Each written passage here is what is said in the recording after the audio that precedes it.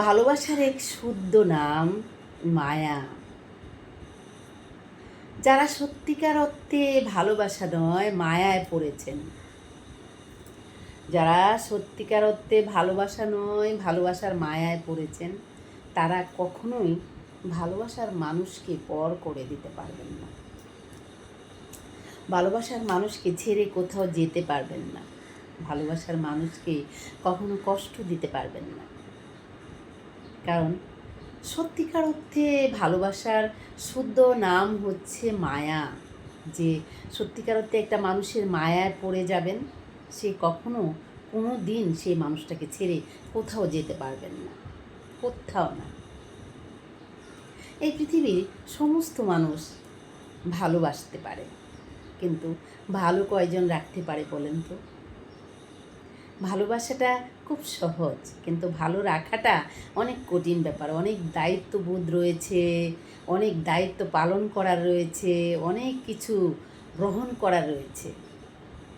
আর আরেকটা জিনিস বলতে চাই, ভালো সবাই বাসতে পারে, কিন্তু ভালো কেউ রাখতে পারে না। ভালোবাসার আরেক নাম হচ্ছে অপেক্ষা। ভালো সবাই বাসতে পারে, অপেক্ষা কেউ কারোর জন্য করতে পারে। ভালোবাসা কেন মানুষের জীবন থেকে হারিয়ে যায় বলতে পারবেন? ভালোবাসা জিনিসটা মানুষের জীবন থেকে কেন হারিয়ে যায়? যে ভালোবাসার মধ্যে মায়া নেই, যে ভালোবাসার মধ্যে দরদ নেই, যে ভালোবাসার মধ্যে আক্ষেপ নেই,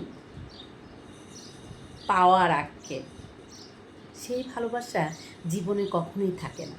ক্ষণিকের জন্য আসে, ফুস করে উড়ে চলে যায়। কোথায় যায় কেউ জানে না। কারণ যে ভালোবাসার মধ্যে এখানে দরদটা নাই, সেই ভালোবাসা কখনোই কারো কাছেই কোনো দিন থাকবে না, উড়ে চলে যাবে। একটি কথা আছে না, যে আপনি ভালো থাকতে চাইলে ভালোবাসার মানুষের থেকে ভালো রাখার মানুষ খুঁজুন। ভালোবাসাটা এমনি হয়ে যাবে।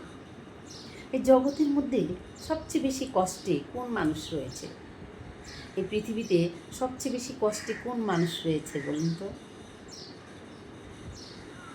যে মানুষই কাউকে এখান থেকে মায়া করেছে, ভালোবেসে, তারাই সবচেয়ে বেশি কষ্টে রয়েছে। মায়াটা এমন একটা কঠিন জিনিস। আপনি যদি কাউকে শেষ করে দিতে চান, নিঃস্ব করে দিতে চান, ধ্বংস করে দিতে চান, তাহলে শুধু এখান থেকে যে মানুষটা আপনাকে মায়া করবে, এখান থেকে যে মানুষটা আপনাকে চাইবে, যে কঠিনভাবে আপনাকে জড়িয়ে থাকবে, তার কাছ থেকে শুধুমাত্র একবার কোথাও হারিয়ে যান, সে এমনিই মরে যাবে, থাকবে না। দরদ, দরদ এমন একটি জিনিস, দরদ এমন একটি জিনিস, সেটা হচ্ছে আপনি বলতে পারবেন, ভাই কষ্ট পাচ্ছেন, ঠিক হয়ে যাবে। ভাই ব্যথা পাচ্ছেন, ব্যথা পেয়েছেন, সেরে যাবে। সেটুকু শুধু আপনি আমি বলতে পারবো, কিন্তু যে লোকটা ব্যথা পেয়েছে, তার ব্যথাটা যে কতটা কষ্ট, কতটা দরদ, সেই জিনিসটা আপনি আমি শেয়ার করতে পারবো না।